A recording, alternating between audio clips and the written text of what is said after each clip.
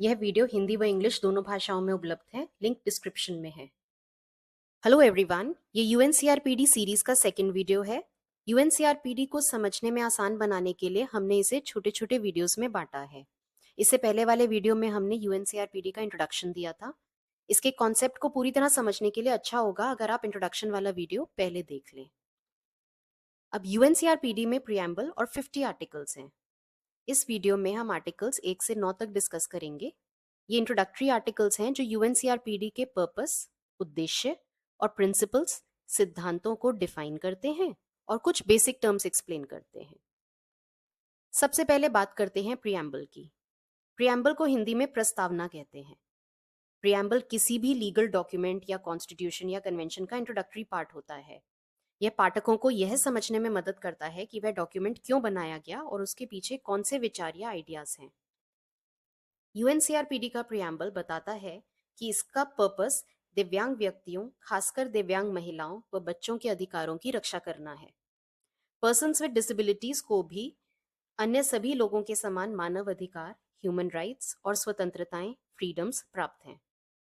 यह गरिमा, डिग्निटी, समानता, इक्वालिटी, भेदभाव रहित व्यवहार, नॉन डिस्क्रिमिनेशन और समाज में दिव्यांग व्यक्तियों की पूर्ण भागीदारी, फुल पार्टिसिपेशन के महत्व को उजागर करता है।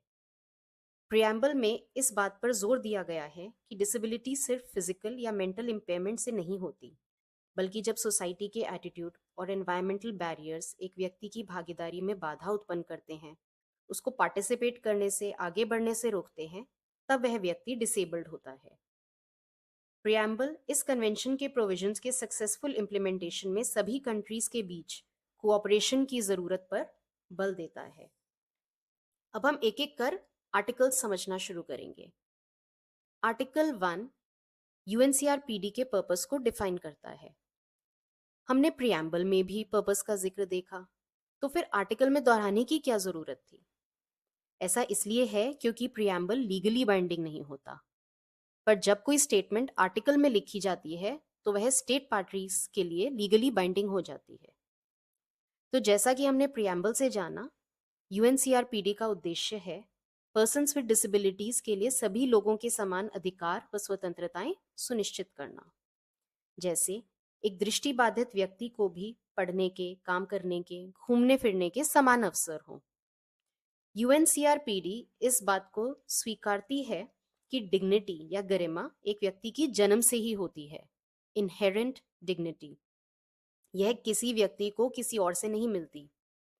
हर व्यक्ति की, चाहे वह व्यक्ति दिव्यांग हो या नहीं, डिग्निटी का सम्मान होना चाहिए।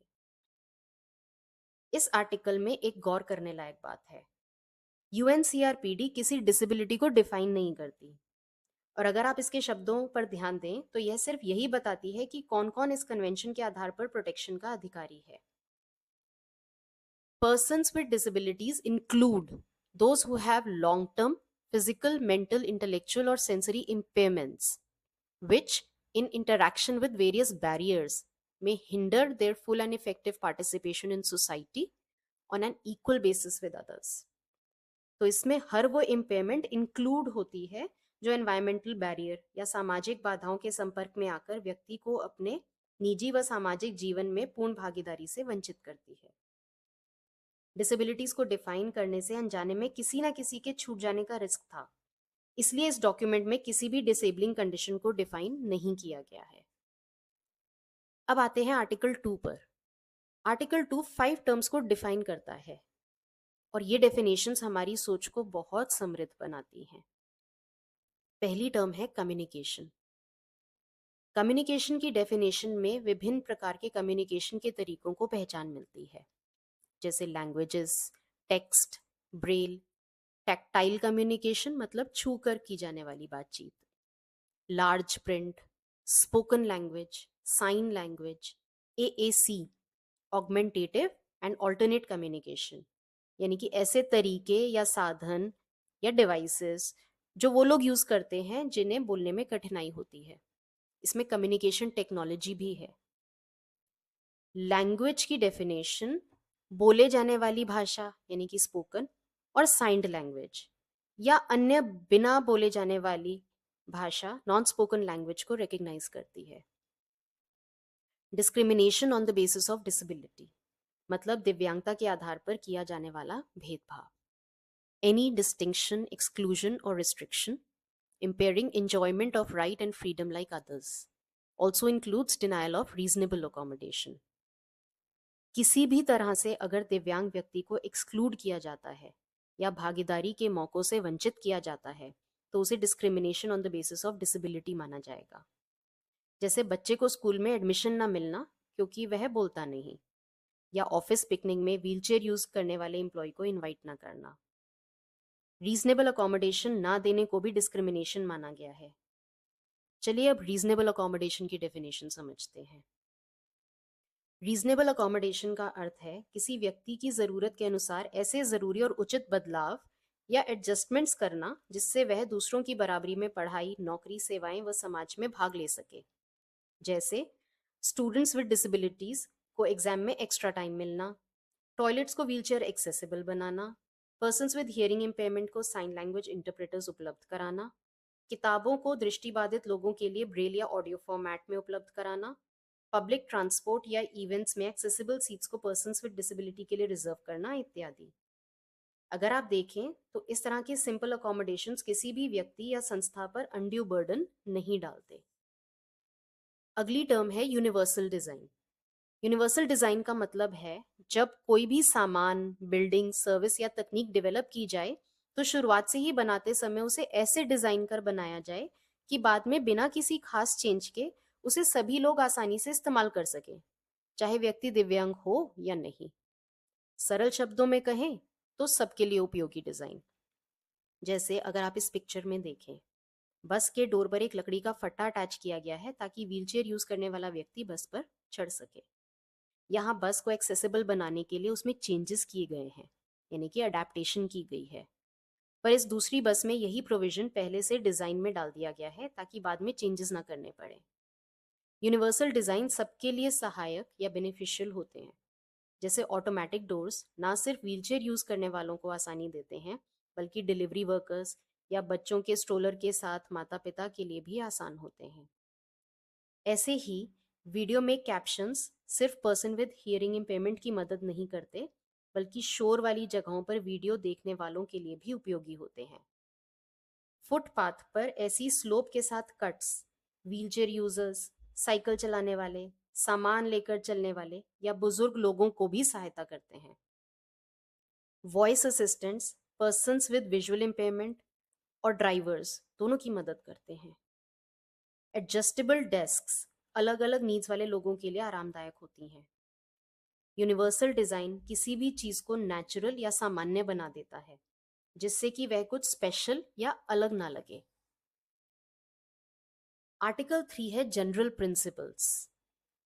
आमतौर पर किसी भी कन्वेंशन के प्रिंसिपल्स सिर्फ उसके प्रियम्बल में दिए जाते हैं जो कानूनी रूप से बाध्यकारी नहीं होते, पर यूएनसीआरपीडी में इन्हें एक अलग आर्टिकल के रूप में शामिल किया गया है ताकि देशों के लिए इन्हें इम्प्लीमेंट करना कानूनी रूप से अनिवार्य हो जाए. जनरल प्रिंसिपल्स कन्वेंशन के मूल विचार होते हैं. पर्सन्स विद डिसेबिलिटीज के संदर्भ में ये हैं व्यक्ति की गरिमा का सम्मान, जो हमने आर्टिकल 1 में भी देखा था. अपने निर्णय स्वयं लेने की आजादी, भेदभाव रहित व्यवहार, समाज में पूर्ण भागीदारी और इंक्लूजन, पर्सन्स विद डिसेबिलिटी को ह्यूमन डाइवर्सिटी यानी मानवों में विविधता के हिस्से के रूप में देखना. हर व्यक्ति अलग और विशेष होता है.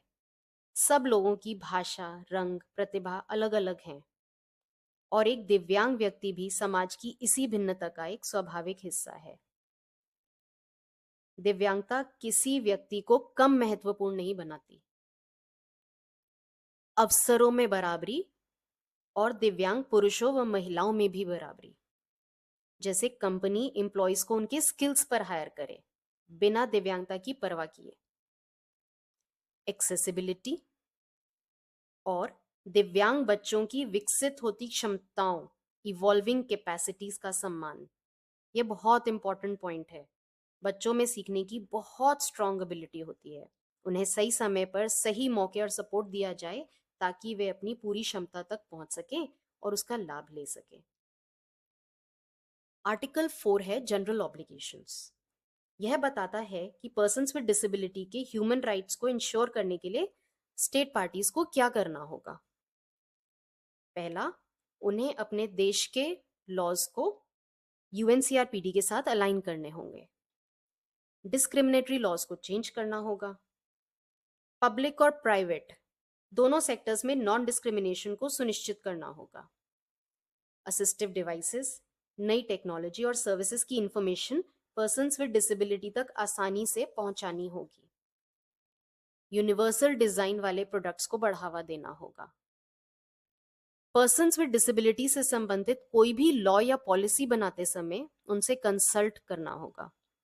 अगर निर्णय बच्चों से संबंधित है तो बच्चों का नजरिया भी समझना होगा। ऐसा उनके साथ काम करने वाली संस्थाओं के जरिए भी किया जा सकता है। पर्सन्स विद डिसेबिलिटी के साथ काम करने वाले प्रोफेशनल्स व स्टाफ को ट्रेन करना होगा। आर्टिकल 5 बात करता है इक्वालिटी और नॉन डिस्क्रिमिनेशन की। डिस्क्रिमिनेशन दो तरह से होता है, डायरेक्ट प्रत्यक्ष और इनडायरेक्ट अप्रत्यक्ष। डायरेक्ट डिस्क्रिमिनेशन होता है जब किसी से दूसरों के कंपैरिजन में कम फेवरेबल तरीके से व्यवहार किया जाए। यह बिल्कुल स्पष्ट और जानबूझकर किया जाने वाला डिस्क्रिमिनेशन है।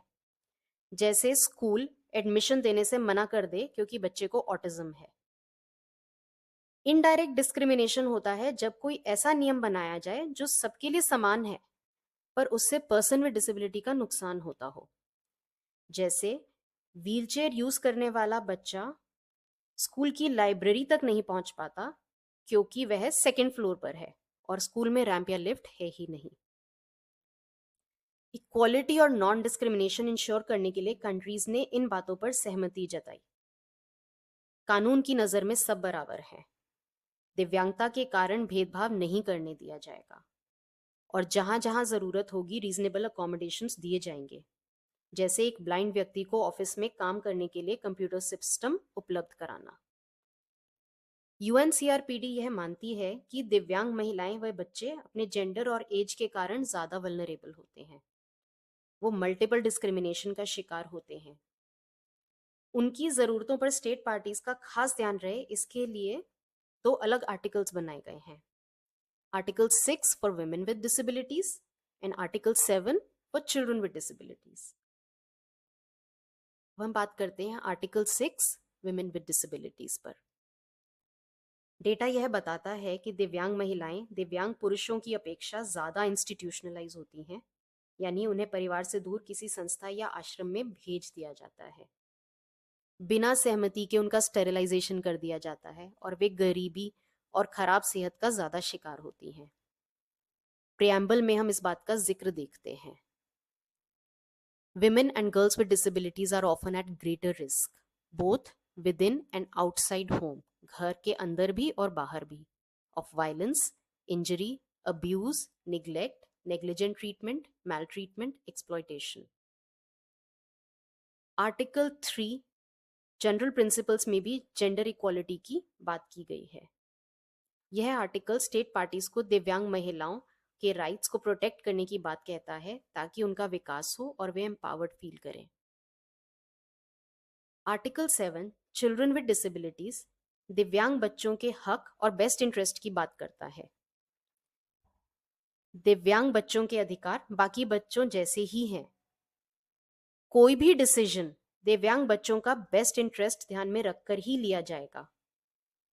जो मैटर्स बच्चों से रिलेटेड हैं उनमें दिव्यांग बच्चों की बात को सुना जाएगा।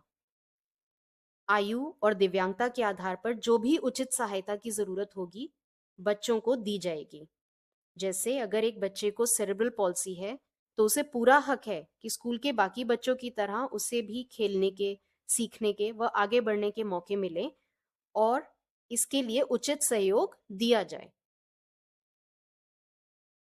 दिव्यांग व्यक्ति अपने मानव अधिकारों व स्वतंत्रताओं का पूरा लाभ उठा सके, यह सिर्फ एक संवेदनशील और जागरूक समाज में ही मुमकिन है। बहुत जरूरी है कि दिव्यांगता एक व्यक्ति की पहचान न बने, उसकी क्षमताएं और योगदान समाज में उजागर हों, ताकि लोग दिव्यांगता के इतर उस व्यक्ति को एक व्यक्ति के तौर पर जाने और सम्मान दें। इसी को सुनिश्चित करने के लिए आर्टिकल 8 अवेयरनेस रेजिंग बनाया गया। अवेयरनेस रेजिंग सोसाइटी और फैमिली दोनों लेवल पर जरूरी है।